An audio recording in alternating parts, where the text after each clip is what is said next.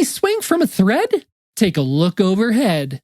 That's right. This episode we talk all about Spider-Man, including our favorites of all the Spider-Men, what we like about the No Way Home teaser, and how many villains is too many villains. All this and more, thwip thwip, on this episode of Krypton to Alderaan.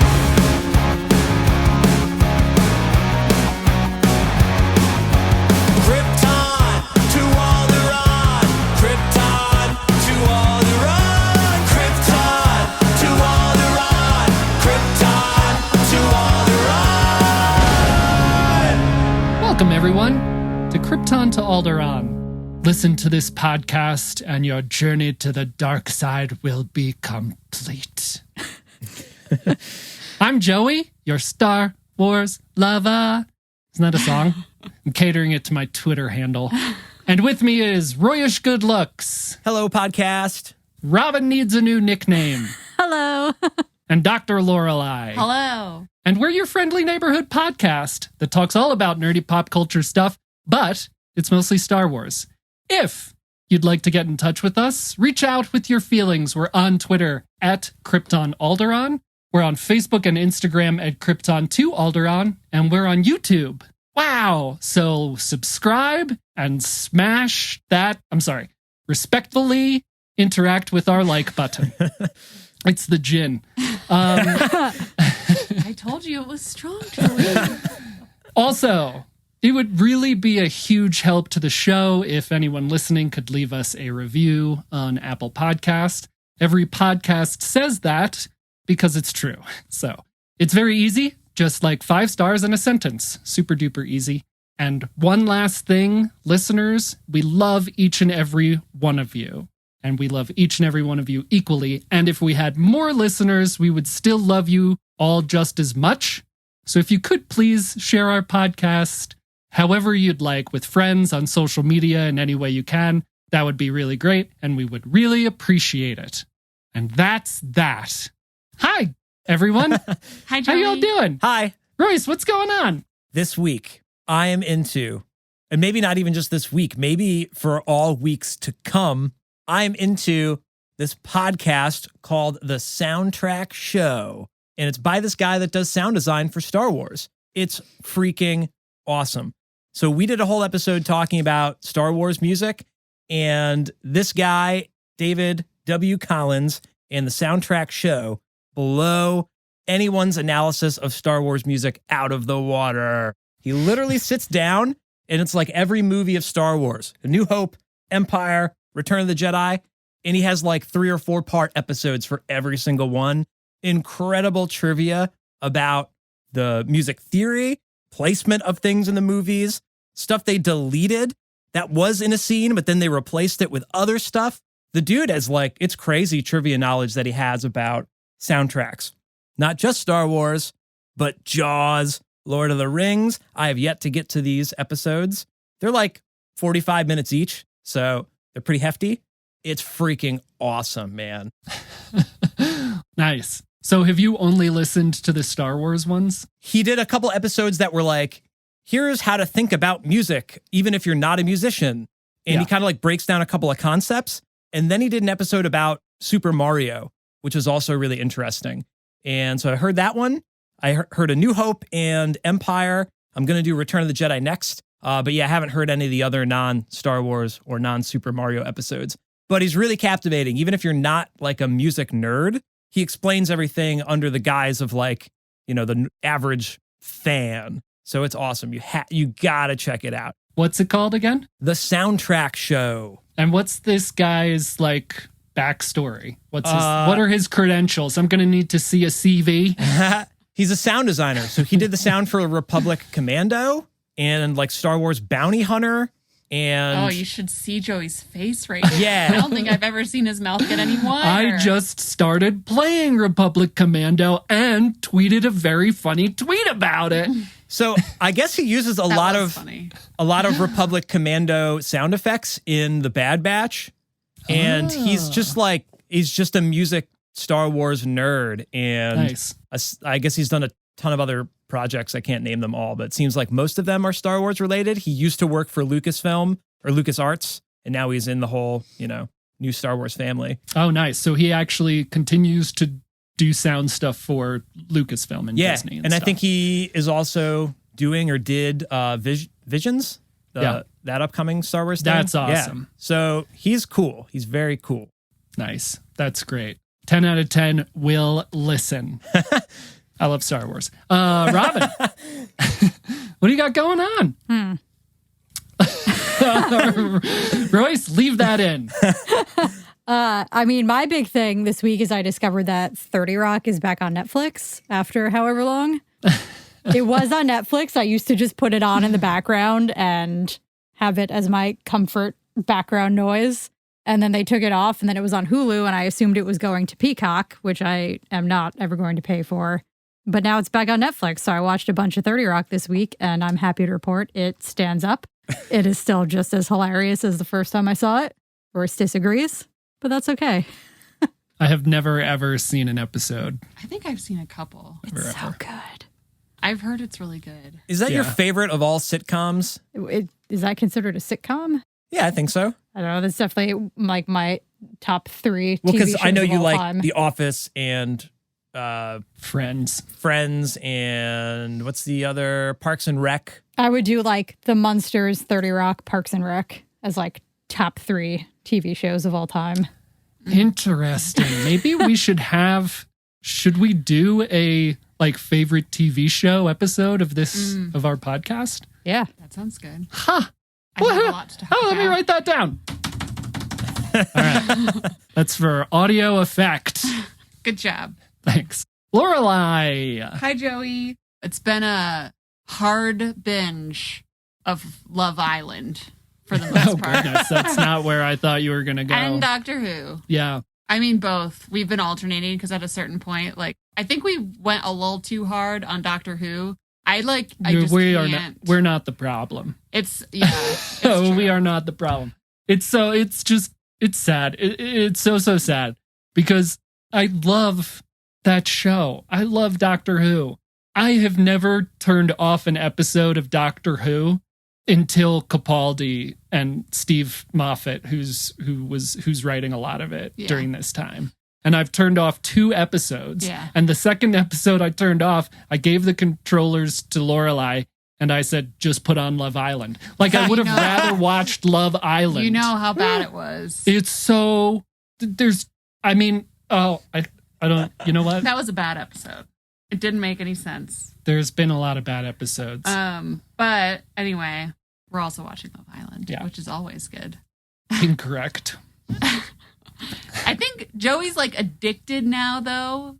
Like he saw too much. Yeah, he's like invested, and he knows all their names. I do know, or at least knows what they look like. So if I've watched, and then he's gonna watch one with me, he's like, "But what happened?" I'm like, "Oh, well." I am very curious. I hate it, and I really dislike the people, and I really dislike anyone who would ever be on the show.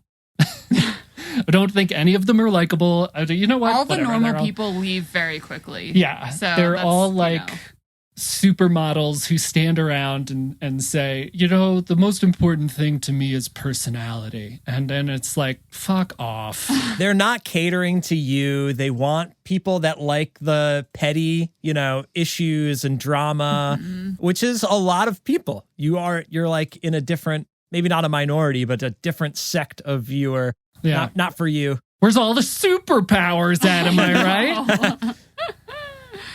I do think that it does how those people like think and act about their relationships. It is something that's like very real in the world. Like it's just crunched in time. It's real in the world to certain people the way most of them react. But a lot of it is like rooted in the same things the same problems as everyone has. It's like rooted in insecurity or rooted in like, it's human nature. It's all human nature on display. Very hard time. You've having never made a mistake in a relationship? Yeah, almost all of them, including right now. Sure. Yeah. I mean, it is super compressed in time. So like someone will break up with someone or part of the couple will go home and the other person will be super upset for what actually equates to 5 minutes. And then it's hard to understand that because we're used to watching TV not in real time. Mm-hmm. So I think what I tried to like justify it is like, oh, they had a lot of time to process it, so now they've moved on to the next person. But it's actually only been like an hour. Yeah. So anyway, we could go on and on about Love Island. Maybe we will. Who knows? Maybe I'll make this a Love Island podcast. I think that The determination? Dude, you look so determined right now. You're like, yeah, I'm getting the domain name right now. you could have this space to podcast. We know the perfect person for you to podcast with about Love Island. So, but I don't want any part of it. You could use this whole thing and just podcast with Rachel. Okay. And have your Love Island podcast. Amazing. Yeah, I think we'd be good at Yeah. it. And I'll watch Amphibia in the background while you're podcasting. Give me a chance to watch it. Robin, have you watched the second season of Amphibia? I don't know what season is what. I watch it when it's on TV. I watched a bunch of it last night. So Nice. I'm assuming I've seen the parts of the second season, but I don't know what's what. It's very I good, love though. it. And I love Owl House. But that's not what I'm into. Is it my turn now? What are you into, Joey? Thanks, Royce. I am into Star Wars. Specifically, What?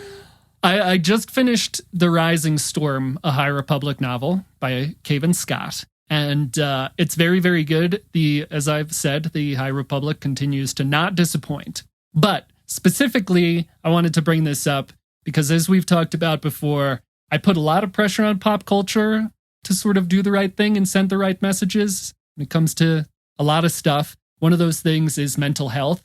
And something incredible that happens in The Rising Storm that I think is very important. I think it's one of the greatest moments I've experienced in Star Wars. One of the healthiest moments for sure.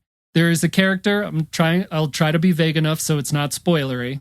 There is a character who briefly taps into the dark side, and it's a good character. He briefly taps into the dark side, and the immediate thought afterwards is, I need help.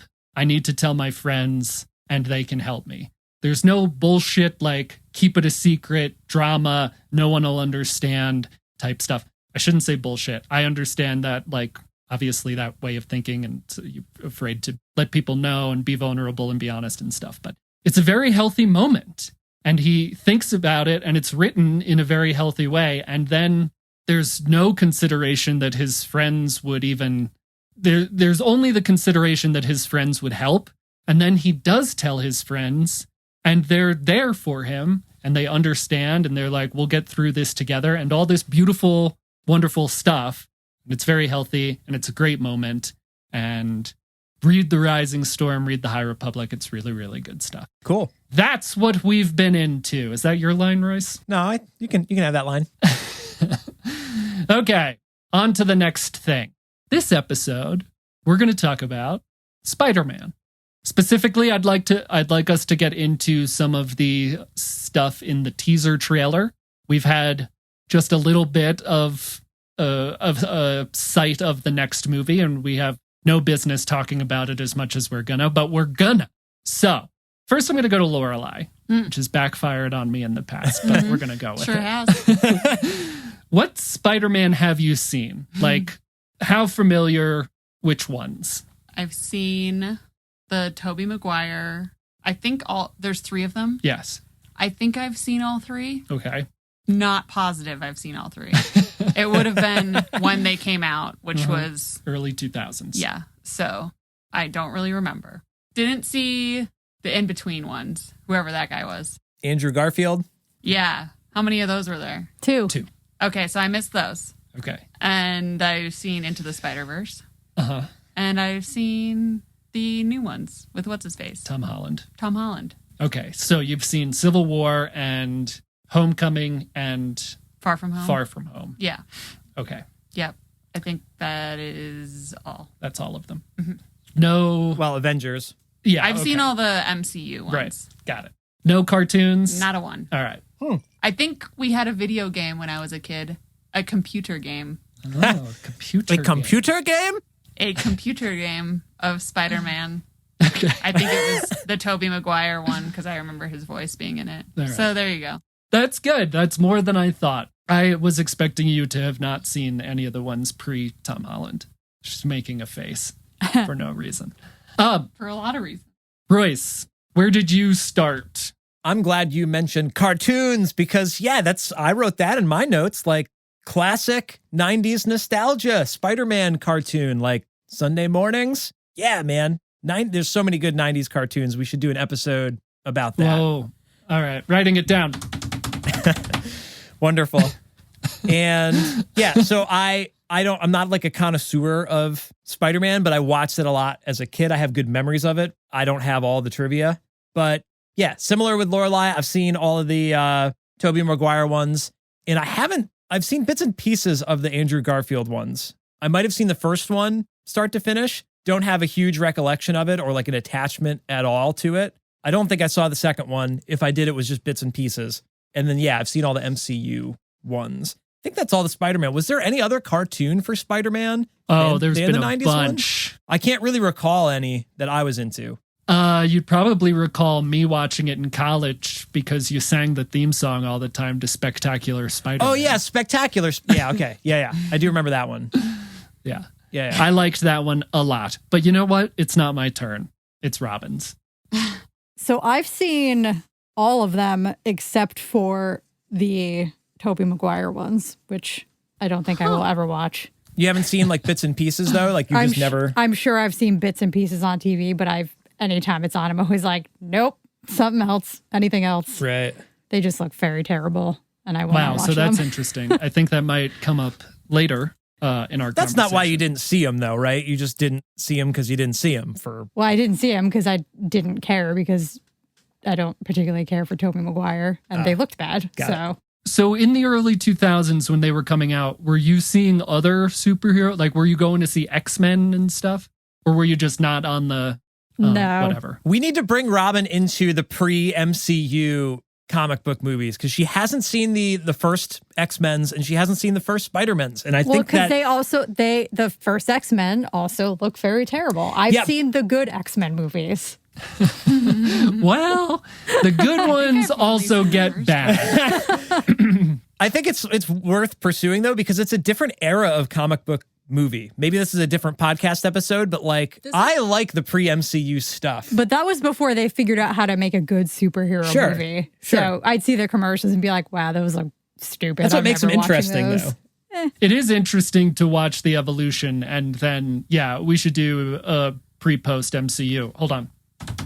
This is going to be your new thing. Just this episode. Well, Spider-Man was one of the... Waka waka. Spider-Man was one of the first like big comic book movies. It was like Spider-Man and X-Men in like Yeah. 2001 or 2002. Yep. They Yeah. broke the ice. So whether you think they look good or not, they kind of set the stage. I just remember being disappointed seeing the commercials for the X-Men and the Spider-Man movies because I never watched like the cartoons or anything, but I liked Spider-Man just as like a existing character. And I watched the X-Men cartoons as a kid. So I was excited they were making a movie. And then I saw the trailer and was like, nope.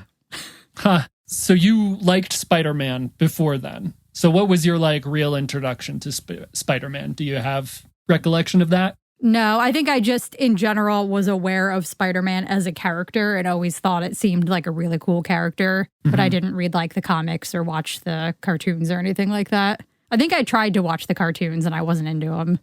Another cartoon, Spider-Man Unlimited, where he goes to a different Earth. That was a good one. Very short-lived, though. Anyway, interesting. Okay, so Robin hasn't seen the Tobey Maguire ones, which I think is going to come up in this next movie, but we'll talk about that. I want to interject two interesting factoids before you move on. Go ahead. One being Tobey Maguire Spider-Man and Andrew Garfield Spider-Man have no subtitle in the like title of the movie. Is subtitle the correct word? Yeah. Yeah. Sure. It's just Spider-Man, Spider-Man 2, Spider-Man 3. Yeah, The Amazing Spider-Man, and that's it.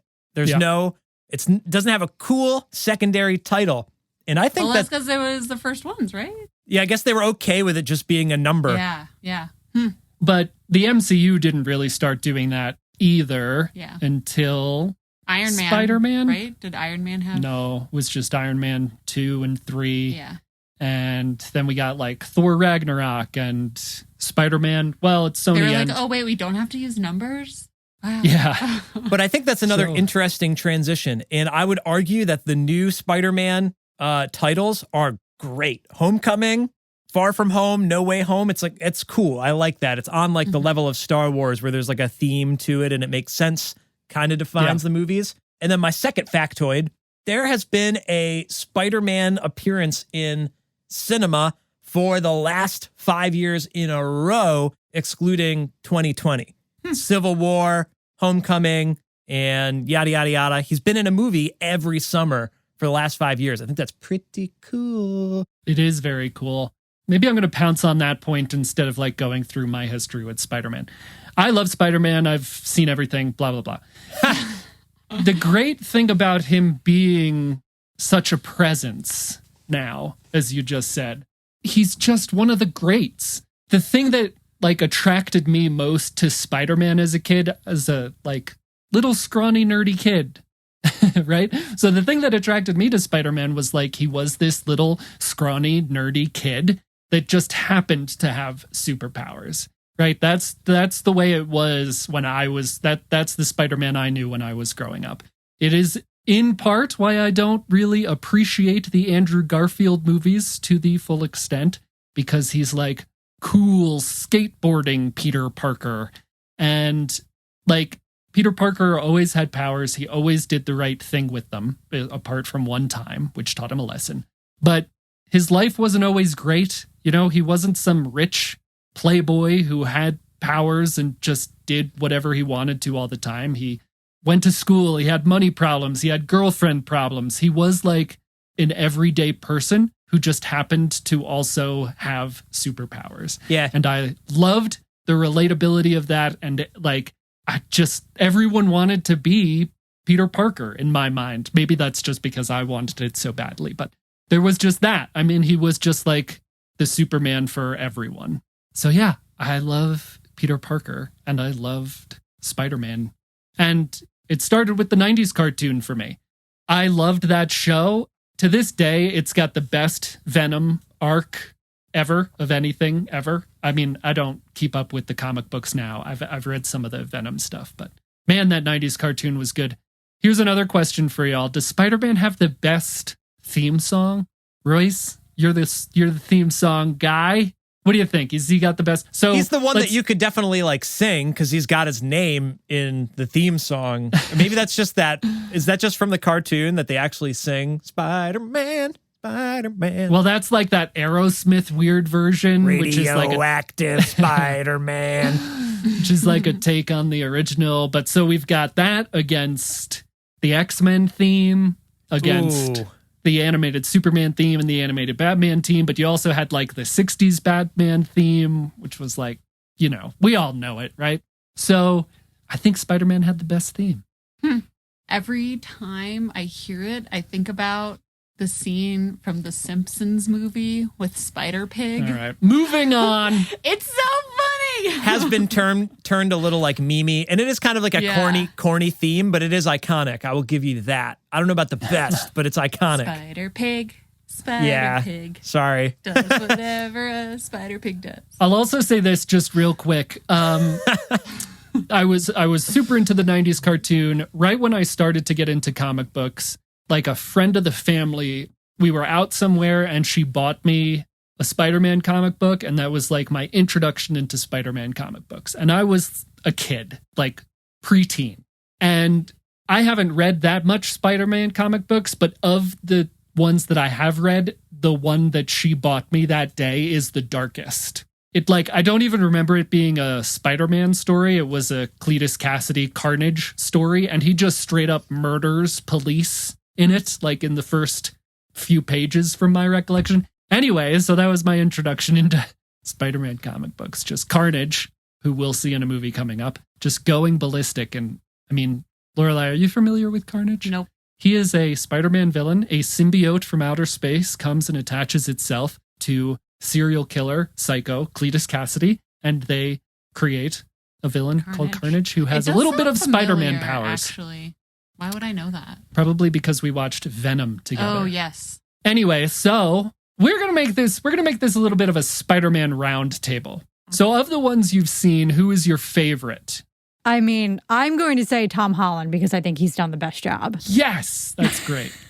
However, had you asked me before Tom Holland, I would have picked Andrew Garfield. Yeah, I thought that was going to be your answer. I know. I think Tom Holland's just done a better job because he is a little bit dorkier and just constantly seems like he's embarrassed and frustrated with his life. So I think he's just done a better job with it.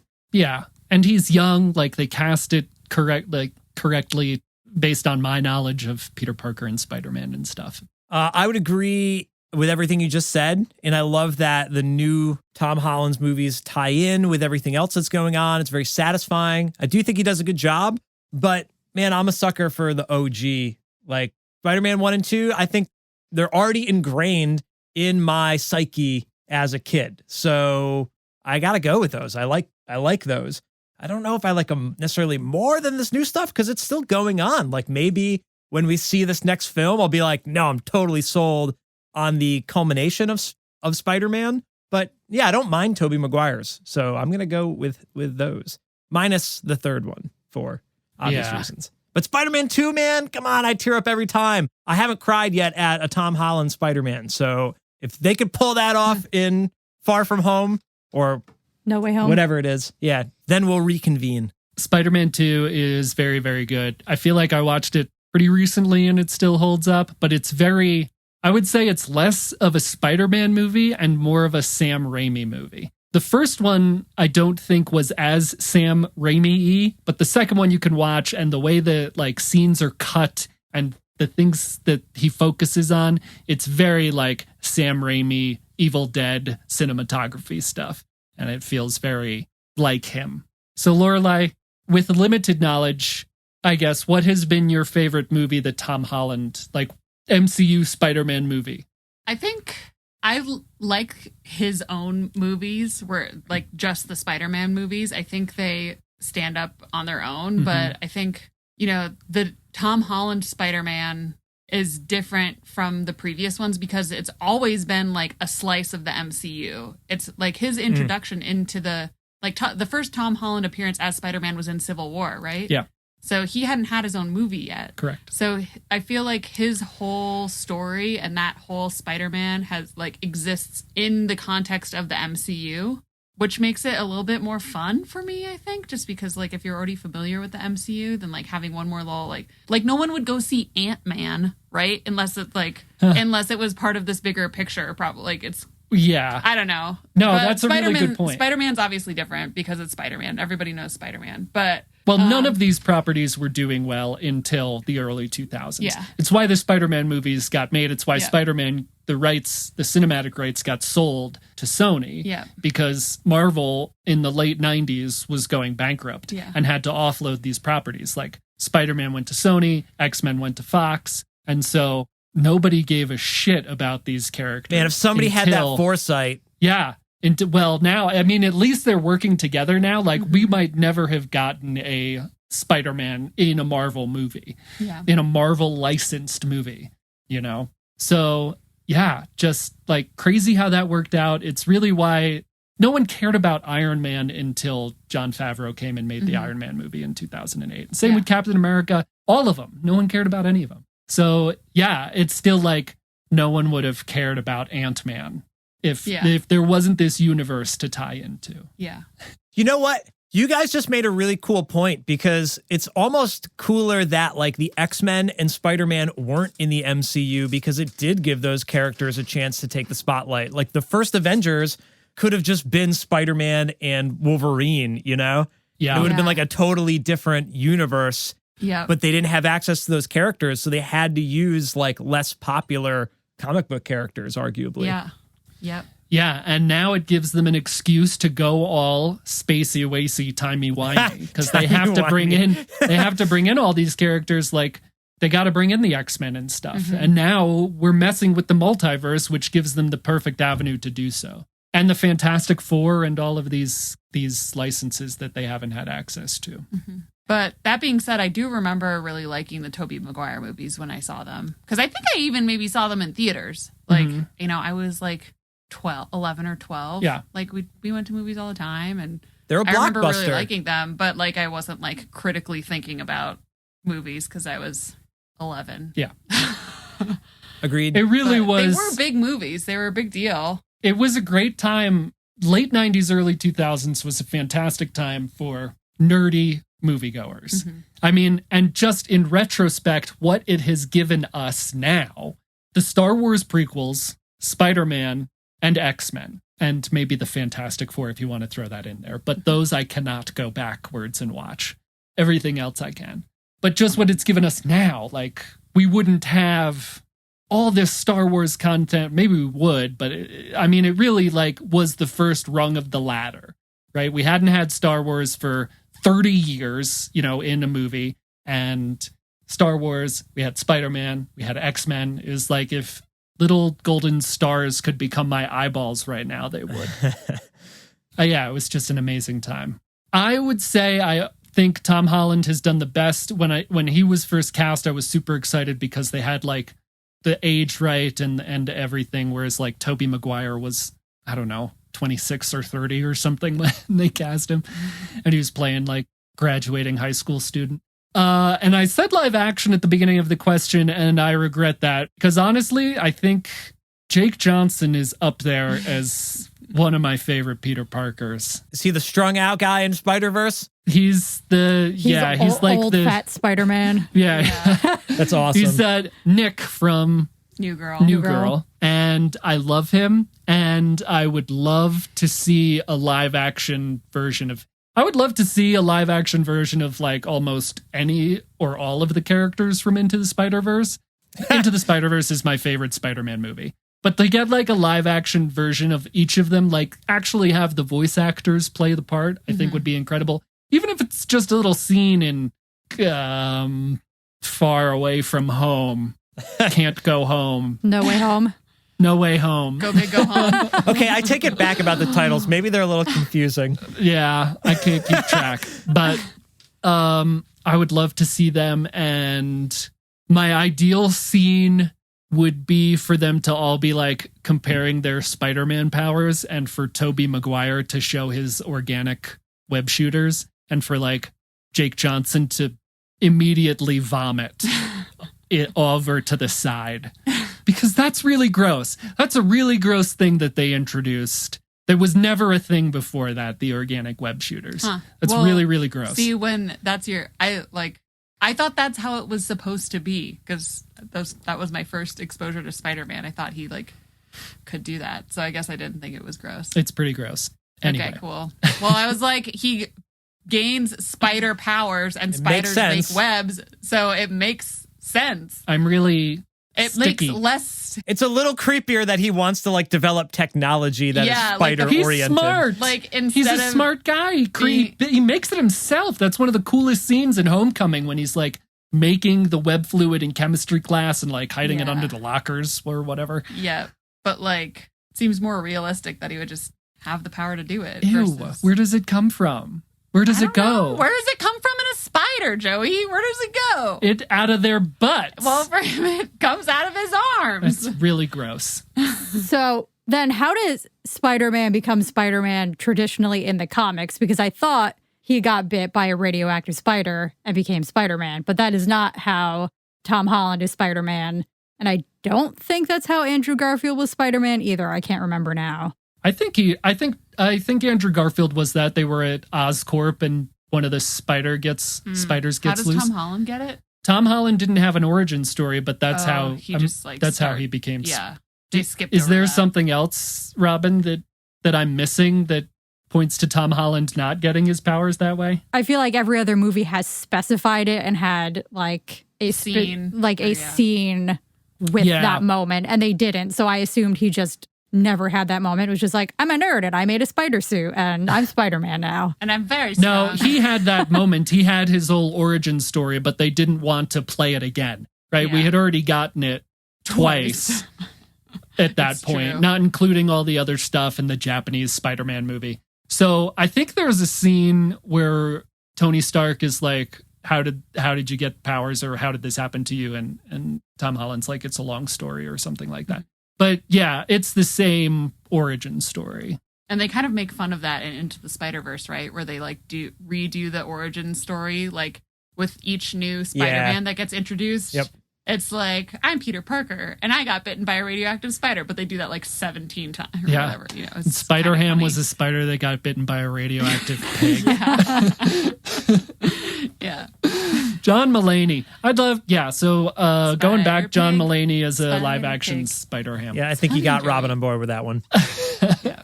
All right, let's talk about the trailer. Unless, Royce, do you have more? Nope, I see you looking at your notes. I'm preparing. Okay, so up to speed, post Far From Home, everyone knows who Spider-Man is, and they all think he killed Mysterio. And there's a little bit of Mysterio's voice in this trailer, I think, which is weird. But it'll be interesting to get a Spider-Verse movie in live action. What I will say is I really loved Into the Spider-Verse. I think they might be doing a little bit of this because of the success of Into the Spider-Verse. It also seems really weird the way they're introducing the multiverse in this. Based on WandaVision and Loki, we've already set up this these multiverse breaking events at this point. And now we're getting a third one where I sort of just expected Spider-Man and Doctor Strange and the Multiverse of Madness to be like cleaning up the mess or being in response to the mess. But they're just sort of breaking the multiverse again with Can't Fly Home. Fly Away Home. No Way Home. Fly Away Home. What a good movie. What's it called? No Way Home. No Way Home. No Way Home. I'm putting it. Yeah, let me write it down. Okay. No Way Home. You should just write it down. Actually, though, you have it right in front of I'm a very loud typer and I wrote it. I think it's really interesting that they're like breaking the multiverse for a third time. Something I thought of maybe in Loki when Kang is like, we've just passed the point of no return. Past the point of no return. It's Phantom of the Opera, which is what Kang kind of was. Anyway, Kang is like, we're past the point of no return. I don't know what's going to happen after this. And I think it's really interesting if that's sort of the culmination of all three events. Like Wanda breaking reality, Sylvie making her choice, and Peter and Doctor Strange casting that spell. And what if all of those combine to make that reality breaking event? Madness. Yeah. They're all becoming variants, and there's no time police to police the time breakers. Maybe. So yeah. So what did you think of the trailer, Royce? I think it's really interesting how much stuff they give away. Like, it reminds me a lot of when they dropped the Force Awakens trailer and you're like, what's going on here? But what ended up happening was all of the stuff in the Force Awakens trailer happens in like the first 10 minutes of the movie, which has got to be the same thing here. They show you so much stuff that you're like, okay, I get what's going to happen. It can't be everything that happens, though. For Doctor Strange to be like, all right, we're going to do this spell and it breaks the universe. Uh-oh. Like, that seems like that's the climax of a film, you know? Or not the climax, but like right before, everything goes crazy. Yeah. So that's got to be the first part of the movie or something. That's my take. But yeah, I love how chaotic it looks and that they nod to all these other Spider-Man universe things. I think it's the most comic booky thing to bring in Dr. Octopus or whatever and Green Goblin, Hobgoblin, or if they bring in stuff from all the other Spider-Man movies, I just think that's like such a cool idea. It's fun. It'll please everyone. It'll piss off everyone. It's like it works on every level. So I am excited, but I also have a lot of questions because there's just so much like, what the hell is going to happen? Right. To your point, Royce, what I agree that there's like a lot in the trailer. What I think there are a lot of misdirects. There's a lot of like time jumping around in this teaser. There's a lot of stuff that like obviously happens early, but they show late in the teaser.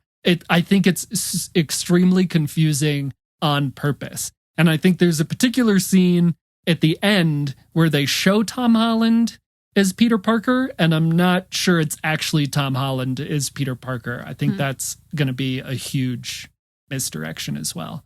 Robin, what did you think of the trailer? I mean, I'm excited. I thought the trailer was really good, but also when I saw Doctor Strange fucking around with time, I definitely was like, that's so irresponsible. Come on. Yeah, I agree. That was one of my notes. Like, Didn't he learn his lesson from the Sorcerer Supreme that, like, you don't mess with time. It's not a good idea. He just seems a little confident there. It just seemed like a little bit out of character for Doctor Strange, so it was also a little bit confusing. So I'm interested to see how that plays out, but it also was very frustrating for me. Yeah. I mean, he's told not to cast the spell. Why would he cast the spell? I also think there's something weird going on with Doctor Strange or Spider-Man because they seem to be fighting at one point. He's a variant, dude. He's not the normal Doctor Strange. Yeah. There's a scene in the teaser where they're like fighting, and I think that might be the case where there might be like an evil Doctor Strange.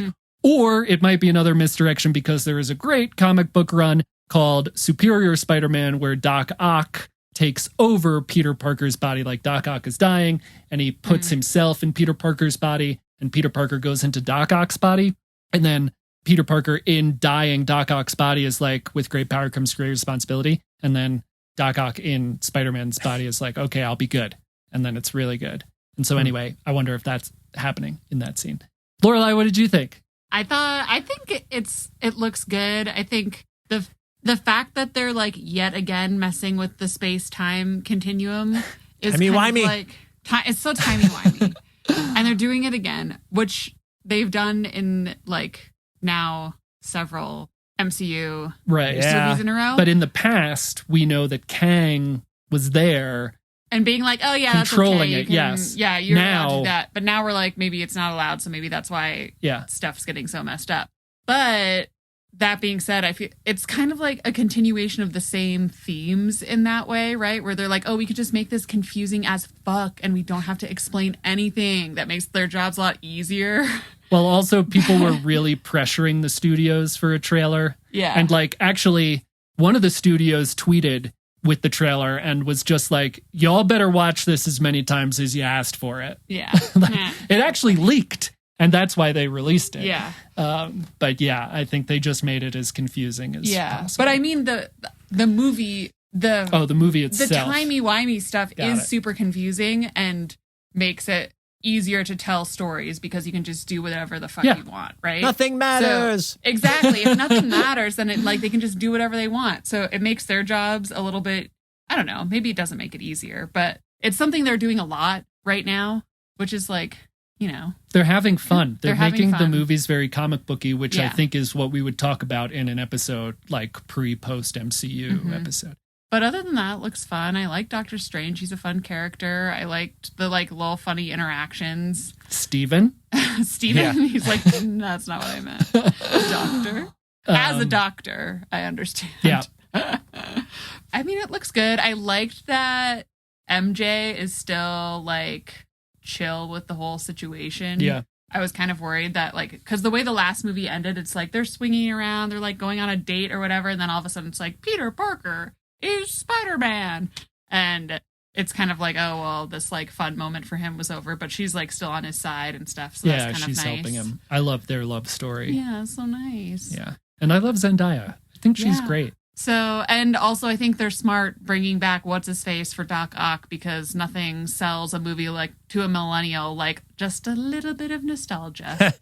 So, yeah, I think that was a smart decision. I think he's great as Doc Ock. He looks super young. I think it's supposed to be right after he goes down in Spider-Man 2, which who knows how it's going to turn out in this movie. It does look like he's going to end up being a villain, but at that point in Spider-Man 2, he had just redeemed himself. Yeah. Like he took down the solar generator, whatever it was, to save everybody. So maybe that killed Octavius, but let the arms take control. And so now he's like evil. It'll be really interesting to see who the Green Goblin is because we've obviously had two. William Dafoe's Green Goblin died. I can't remember what happened to the Green Goblin in Amazing Spider-Man 2. I think he died too, but I can't remember. Yeah. Well, so what I was going to say is it would be super cool to portray Green Goblin as what's called the Ultimate Comics version. Like Marvel rebooted its universe in the early 2000s and created the Ultimates. And the Green Goblin in that universe is Norman Osborn, but he like turns into a big monster. The one in Into the Spider-Verse, that's the Green Goblin. I think that would be really cool to see on screen. And they didn't show us. And it looked like in Amazing Spider-Man 2, that was sort of the direction that they would have taken, right? Because Norman Osborn and Harry Osborn both had this like weird disease, Robin, right? That was like turning them into that creature or something. Yeah, I think so. Am I remembering that correctly? That Maybe sounds it'll be right. James Franco. Or maybe it'll be James Franco. He also died right after redeeming himself. I would prefer it if it wasn't James Franco, but what are you going to do? But it looks like there might be several villains, and it looks like there might be several Spider-Men. Yeah, I'm concerned there's going to be too many villains, and that I feel like that's been a problem in other Spider-Man movies and maybe other it was comic the book sinking movies ship. in general. Like, Yep. who's going to be the bad guy? Maybe there's like, they're just there and it's chaotic, but they're not the main threat, you know? Right. Like the universe breaking is the bigger threat. Robin and I talked about this briefly when we did our Falcon and the Winter Soldier episode, because traditionally, when it gets to the third superhero movie, it's bad. And there's usually always more than one villain in it. So Spider-Man 3, X-Men 3, Superman 3, Batman 3, twice, X-Men 3 twice, Iron Man 3. Did I say that one already? Anyway, it goes on and on and on. And so, like, Spider-Man 3 had 3 villains in it, like the Tobey Maguire Spider-Man 3, and it was no good. Do they think they just need to like up their game or something? It's like, oh well, I don't know if it was rushed villain, so or we gotta. Yeah. Similar with X-Men 3, like there were just a ton of villains. Like, who's the villain? Phoenix, Magneto, like humans. Anyway, so it gets tricky when you add this much. But Falcon and the Winter Soldier did it really well. And it was supposed to be a movie. So maybe they have like a better hold on it, and we'll see. But I do agree that like bringing in all this extra comic booky stuff is key, right? Like, you bring in all these villains, but you just tell a compelling story with all of this comic booky stuff, I think is just going to be great. And I'm hoping that we see the other Spider-Man. What I was talking about earlier is that in that scene when Doc Ock comes up and says, "Hello, Peter," I think that's another little jump around. Like, each scene doesn't tie together. I think you can tell from the background. But Doc Ock comes on and says, "Hello, Peter," and it cuts to Tom Holland. And he's in the outfit that Tobey Maguire is in the second Spider-Man movie, like the suit and tie and that kind of thing. I think that's that outfit, if I'm remembering correctly. I also think I saw that on the internet after this teaser. But anyway, is like Tom Holland being put in other Spider-Man's bodies, or is it actually Tobey Maguire and the studio didn't want us to know, so it's just looks like Tom Holland. Interesting stuff. I'm excited to see it. Me too. Also, it's going to be like potentially our first time back in the movie theater. We'll see how this goes. December 18th or something. I think like it also said it was on like select premium platforms as well. So you might be able to get it on Disney Plus or something too. I will love it if it comes to home streaming. I mean, obviously I used to love going to the movies. Things are very different now. I think a big mistake they made was only releasing Shang-Chi in theaters. Yeah. Like, I would have paid for premium access to watch that movie, but I'm not going to the movie theater. Anyway, are there villains you'd like to see or wouldn't like to see in this movie? Since, Robin, you've seen Amazing Spider-Man, and we had the Lizard and the Green Goblin. Was there another villain in the Amazing Spider-Man 2? I don't remember his name. It was Jamie Foxx. Oh, Electro. Oh, yeah. So it also looks like Electro is going to be, or might be, in this one. There's a lot of like zappy lightning stuff going on. There's some zappies. I mean, I would like to see them do a cooler version of Green Goblin. I definitely do not want Electro if it's anything like Jamie Foxx Electro, because I thought that was such a horrible setup for a character, and then the way he portrayed the character I thought was really terrible. Yeah.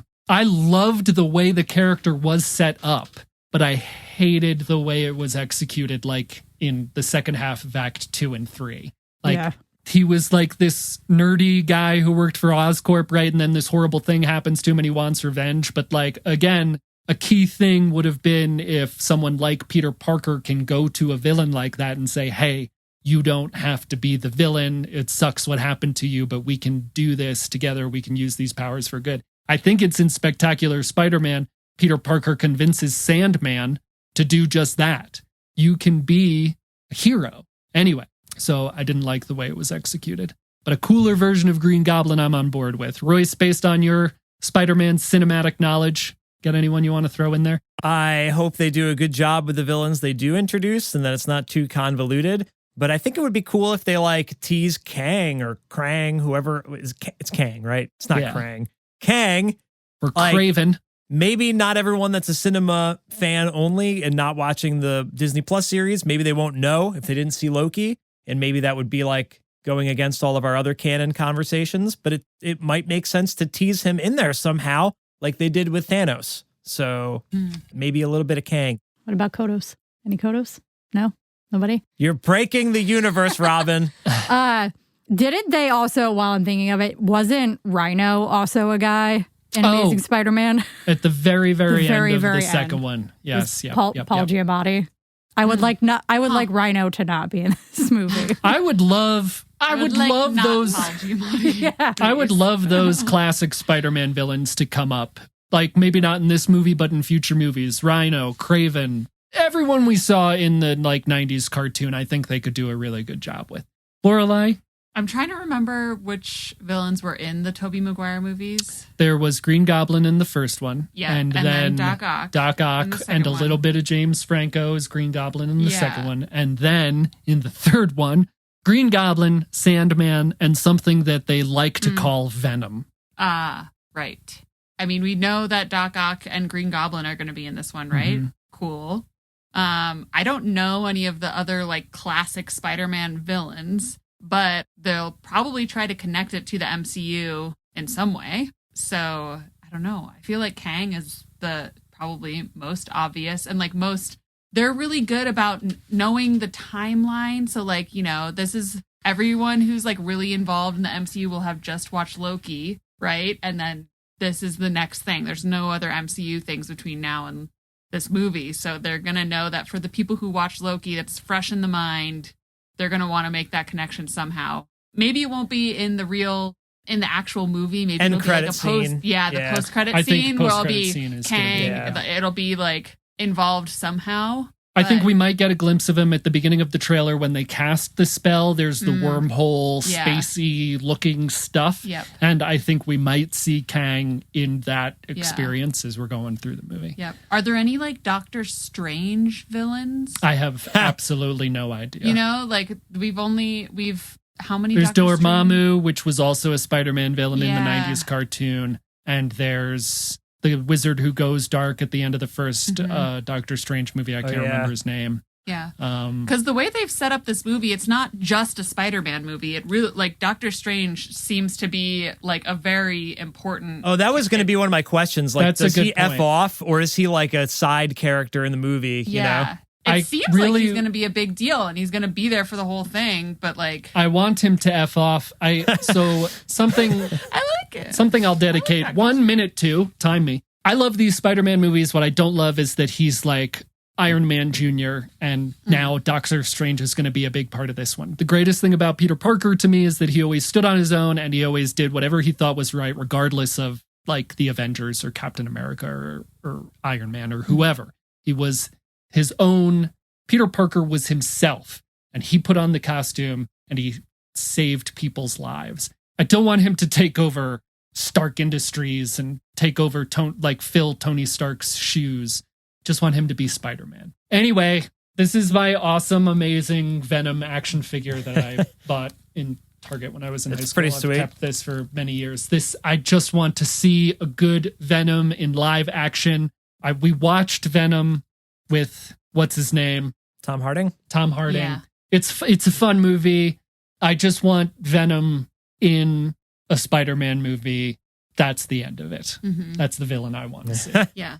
And that's that. Yeah. But we're all excited. Hooray. Yeah. Hooray. It's funny because the movie really feels like it's like he's getting every superhero's wish, which is that everybody knows who they are and they don't have to like keep secrets anymore.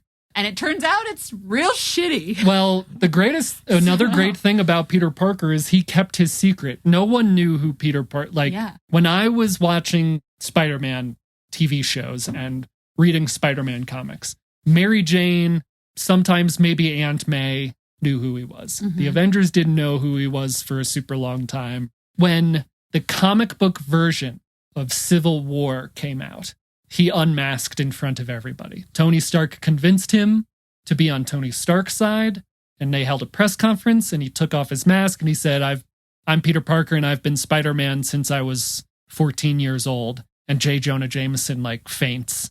That was in 2005. So for a very, very long time, Peter Parker kept his secret identity a secret. And I loved that because he thought it was right, and he thought that's how he protected the people closest to him. Do you know what it's all time for? It's surprise question time. It's surprise question time. Look out. It's surprise question time. I think I did it better that time. You did a great job. Did you practice? My singing voice is improving. I've been practicing in my head this whole time. I haven't listened to anything anyone has said. Okay, my surprise question is this. We're going to get Star Warsy with it. All right? Whoa. Surprise. I wasn't ready for that. What a shock. If you were all in the Star Wars universe, would you be a Jedi or would you be a Sith? Feel free to elaborate why. Royce and Lorelai both scrunched their faces. So I'm going to go to Robin first. Can I be both? Little column A, little column B? I think so. I think that's probably the healthiest choice. Yeah, because I don't feel like I'd be 100% good guy, but I also don't think I'd be running around, slicing people in half with my lightsaber. So I think I'd be a little column A, little column B. Great. Good answer. Very succinct. Hey, there's going to be a part 2 to this next time we record. So remember your answers. Royce. Man, I feel like if it was reality, then I would be in the Jedi Order because I feel like it's a lot like the Boy Scouts where they they think they're pretty great, but don't They kind of suck. Not really as great as they think they are. I feel like 100%. I feel like I would have been put into Jedi training if that was a thing that my parents could put me in as a child in Star Wars. So I guess I'm going to go with that. All right. Reluctantly Jedi. Reluctantly Jedi. Suddenly Seymour from Little Shop of Horrors. Mm-hmm. I am on a musical kick today. You sure are. Yeah. Lorelai, would you be a Jedi or a Sith? Other? Is there an other? So I'm trying to other put this consists in my... of Queel. I don't know what that means. The guy who says "I have spoken" from the first season of The Mandalorian. Maybe. Or Porg. Maybe. Or, they're adorable. Well, you could be like a Chirrut Imwe. Yeah, I'm trying to put it in She's never seen Rogue One. My frame of reference, which the question you just asked is, would you be a Gryffindor or a Slytherin? And I'm a Ravenclaw. So whatever that is in Star Wars, it's Robin's version. Or your Wraith Silas from the New Republic, who would rather really just be with his books. Yeah, I'll be that. Than be out great. in the galaxy. But he's a Jedi. Oh. But he would rather be with his books. Okay, cool. I'll be him. Okay. I'll be the nerdy Jedi, I guess. I would love to say that I would be a Jedi. And I'd love to be a temple guard. I think they got cool outfits and cool masks and awesome lightsabers. But he's a Sith. I am 100% absolutely terrified of death. So I don't think it would be that hard to turn me. And just be like, hey, you want to live forever? I'd be like, actually, it's part of my greatest fear. Maybe I'd have the resolve with all my Jedi training to remain strong, but at this point in time, I'm afraid. Oh, so good to know. Yeah. Huh. Fear leads to the dark side. Well, that was fun. And what on a high note to end on. All right. Let us know if you would be a Jedi or a Sith or a Ravenclaw. Those are the 3 categories. Or other, which is Hufflepuff. I'm definitely a Hufflepuff. And also, what your favorite Spider-Man actor version universe is. We would love to hear from you on Twitter or on Instagram, or if you're on YouTube, you can leave us a comment, or any podcast platforms that let you leave a review. We are Krypton to Alderaan. Just search it, will pop up. Except for Twitter, we're just Krypton Alderaan. Can't fit the 2 in. It's got too many A's in Alderaan. We haven't sang the spelling in a long time. Should I give it a go? Do it. You're on a kick. That's Alderaan. Yeah, I think there's an episode where like there's 2 A's in it.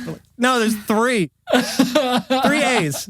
So we omitted the 2 in our handle. You'll find us. Thank you for listening to the show. I've been Royce. I've been Robin. I've been Lorelai. And I've been Shock T. I used that one already. And we've been Krypton!